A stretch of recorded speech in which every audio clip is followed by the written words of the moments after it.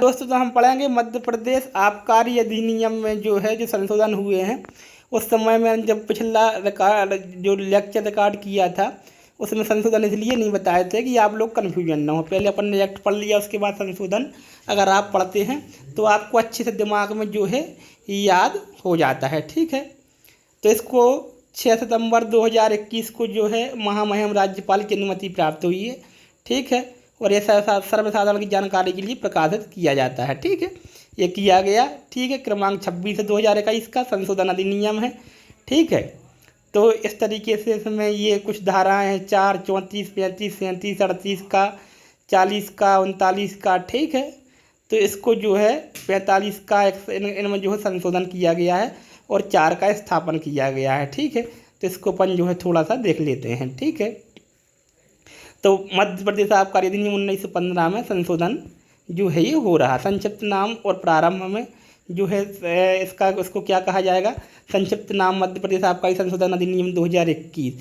कायम है ये मध्य प्रदेश आबकारी अधिनियम 1915 जो अपना अधिनियम है जो अपन ने पढ़ा है उसमें संशोधन है। ठीक है, तो इसके बाद धारा 4 का स्थापन ठीक है किया जाता है और उस पर ये चीज़ें जिसमें जो है जोड़ी जाती हैं। ठीक है, तो क्या क्या जोड़ा जाएगा? पहले देसी मुद्रा और विदेशी मुद्रा वस्तु की परिभाषा थी, यहाँ पे घोषित करने की शक्ति अब हेरिटेज मुद्रा और घोषित करने की है।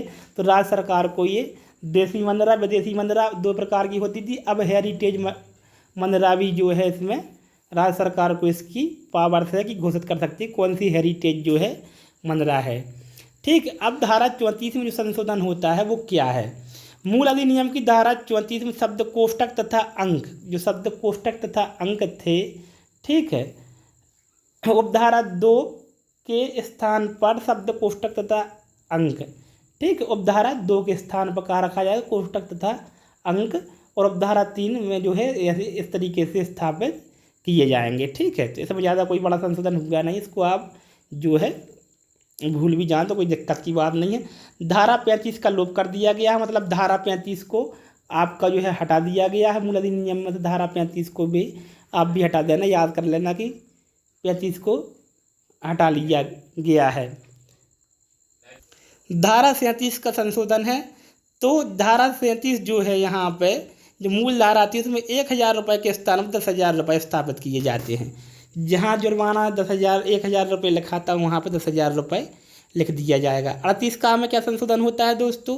मूल अधिनियम की धारा 38 का के शब्द 300 रुपये और 2,000 रुपये, कम से कम 300 रुपये, अधिकतम 2,000 रुपये तक, इसके स्थान पर कम से कम 30,000 रुपये, अधिकतम 2 लाख रुपये। ये संशोधन बहुत ही महत्वपूर्ण है परीक्षा की दृष्टि से और वकालत की दृष्टि से भी, तो इसको याद रख लेना। अब मिनिमम जुर्माना 30,000 रुपये है, अधिकतम 2 लाख रुपये है। ठीक है, और 40 का में संशोधन किया गया है। मूल अधिनियम की धारा 40 का में शब्द 2 वर्ष तक 2,000 रुपये के स्थान पर कम से शब्द 3 वर्ष तथा 3,000 रुपये स्थापित किए जाएंगे। जो 40 का में दंड था दोस्तों, वहाँ पे जो 2 वर्ष था वहाँ पे 3 वर्ष लिखा जाएगा, और जहाँ 2,000 रुपये था जुर्माना वहाँ पे 3,000 रुपये लिखा जाएगा। ये 40 का जो है संशोधन है। अब आता है 49 का संशोधन, तो इसको अपन पढ़ते हैं। ठीक है, 49 का में ठीक है 1, 2, 3 प्रकार के दंड दिए थे, तो इनमें तीनों में जो है संशोधन किया गया है।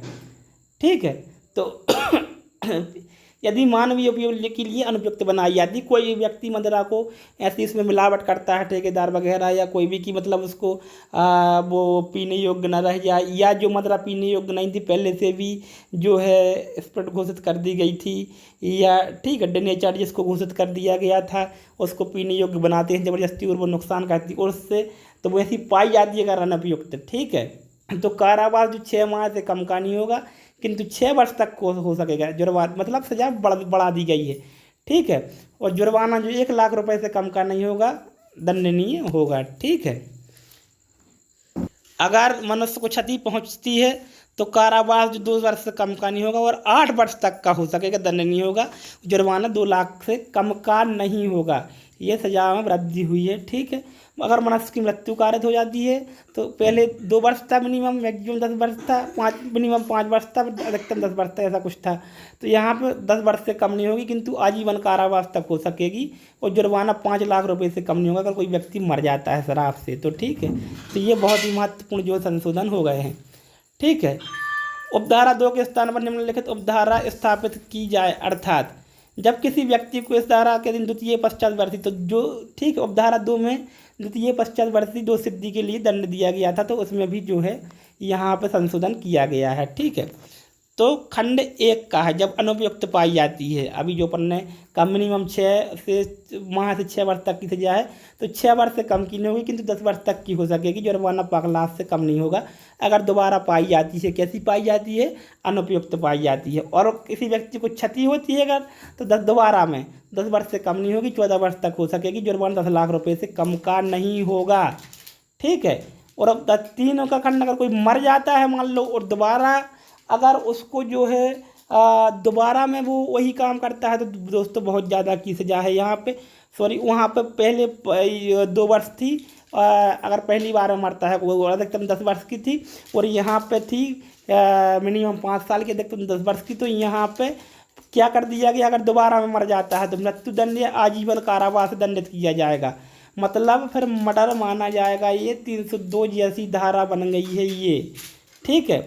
क्यों बन गई है, क्योंकि उसमें भी लिखा है मृत्युदंड या आजीवन कारावास अगर दोषी पाया जाता है व्यक्ति, तो न्यायालय चाह कर भी किसी व्यक्ति को कोई और कारावास नहीं दे सकता है, या तो मृत्युदंड देगा या फिर आजीवन कारावास देगा, और जुर्माना जो 20 लाख से कम का नहीं होगा।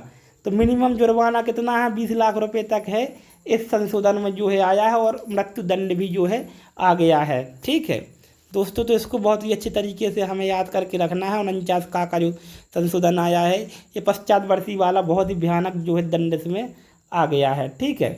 उपधारा 2 के पश्चात निम्नलिखित स्पष्टीकरण जोड़ा जाए। तब स्पष्टीकरण क्या है, इस धारा विकृत स्फुट युक्त निर्मिति, क्योंकि जो इसी के लिए ये अपराध बनता है, या तो अनुपयुक्त हो जाए या फिर ये इसको उपयुक्त बनाया जाए। अभिप्रेत है कोई ऐसी निर्मिति जो विकृत स्फुट से बनाई गई और उसके अंतर्गत ऐसी स्फुट युक्ति निर्मित से बनी मदिरा, फ्रेंच, पालिश, वार्निश, तरल द्रावक, ये सब चीज़ें इसमें जो है आ जाती हैं। ये विकृत स्फुट युक्त निर्मिति कहलाती है। ठीक है। अब आता है 54 का संशोधन। ठीक है। 54 के परंतुक का जो है लोप किया जाता है। 54 का जो परंतुक था उसको यहाँ पे हटा दिया गया है। ठीक है। मूल अधिनियम जब 54 का परंतुक देखेंगे आप, तो उसको यहाँ से हटा देना। धारा 61 का संशोधन। ठीक है। मूल अधिनियम की धारा 61 में उपधारा 1 खंड का के स्थान पर निम्नलिखित खंड स्थापित किया जाता है। ठीक है। जो 61 का 1 का खंड का था, उसकी जगह पे ये लिखा जाएगा। इस अधिनियम के अधीन दी गई अनुज्ञप्ति माने लाइसेंस, अनुज्ञा पत्र या पास कि किसी शर्त के उल्लंघन के लिए धारा 34, 37, क्योंकि 35 यहाँ से हटा दी गई है, 38, 38 का 39, 44 के अधीन किसी अपराध का संज्ञान कलेक्टर या जिला आबकारी अधिकारी से अनिम्न पद श्रेणी के किसी ऐसे आबकारी अधिकारी से कलेक्टर द्वारा इस निमित्त प्राधिकृत की जाए लिखित परिवाद या रिपोर्ट पर ही, ठीक है, लेगा, अन्यथा की स्थिति में जो है नहीं लेगा। ठीक है। तो इनके द्वारा लिखित परिवाद किया जाएगा या रिपोर्ट किया जाएगा, जो कलेक्टर से अनिम्न या ऐसा जो आबकारी अधिकारी है जिसको सरकार नियुक्त करे, ठीक है, प्राधिकृत व्यक्ति, वो ही करेंगे, अन्यथा की स्थिति में जो है नहीं होगा। 14 सितंबर 2021 को जो है ये प्रकाशित जो है हुआ है। ठीक है दोस्तों, तो इस तरीके से ये हमारा संशोधन हुआ है। ठीक है। महामहिम जिनके जो ने इनको वो दिया, ठीक है, और ये इस तरीके से हम इसको संशोधन को पढ़ के और अपने जो है एक्ट में सुधार कर सकते हैं, ताकि परीक्षा में हमारे प्रश्न गलत ना हों।